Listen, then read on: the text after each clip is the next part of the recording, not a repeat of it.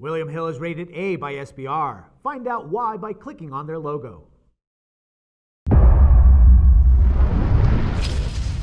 Hello and welcome to World Sports Weekly. I'm your host, Natalie Rydstrom. Joining us now is Richard O'Hagan, sports writer and regular contributor to SBR Forum, to discuss the betting value for the individual World Cup teams. Richard, welcome to the show today. Hi Natalie, it's good to be back. Now, it's safe to say that Uruguay will be under considerable pressure in the 2014 World Cup, coming off a tournament in South Africa in which they played well, playing on their own continent and being the seeded team in the toughest qualifying group in Group D. Now, the bar is certainly high. The presence of Italy and England could spell doom for Uruguay, and their odds to get dismissed in this stage are offered at 2.75. Do you see this happening? I can easily see it happening, Natalie. Uruguay, everybody knows about Luis Suarez, but the rest of the team, they've not performed that well. They had to go through a knockout qualification against Jordan to make it to the World Cup finals. That should never have happened. And one of the reasons it happened was because they kept losing games they should have won. Indeed, even against Jordan, they went over to Jordan, they won 5-0.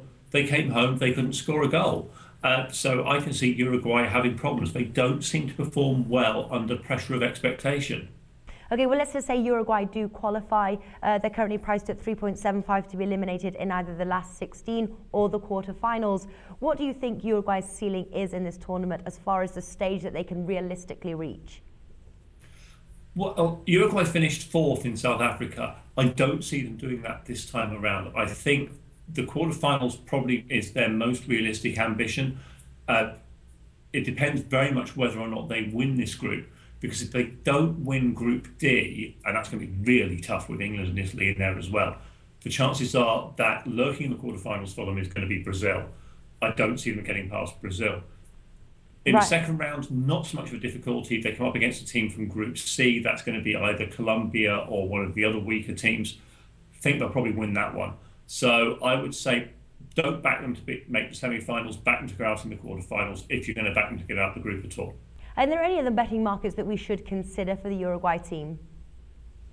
I think the two that you should probably look at are, firstly, the team top goal scorer in qualification, because I would go against Suarez. I would back any player other than him, really. He's at such short odds, and he's going to be so heavily marked, particularly as he's coming up against English players and he's coming up against Italian players, both of whom know him quite well from the English Premier League and from European competition.